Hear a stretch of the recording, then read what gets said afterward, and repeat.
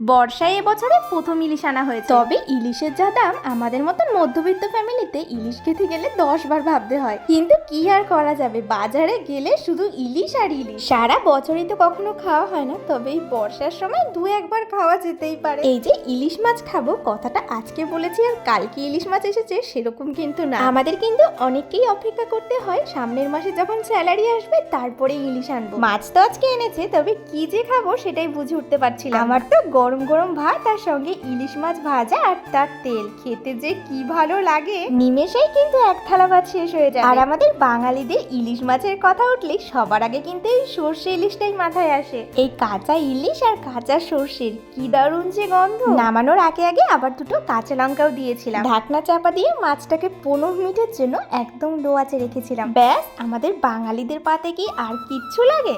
এবার শুধু ধোয়া ওঠা গরম গরম ভাত হলেই হবে। আচ্ছা, তোমরা কারা কারা আমার মতন ইলিশ মাছ খেতে ভালোবাসো বলো তো? ঝটপট করে কমেন্টে জানিয়ে যেও।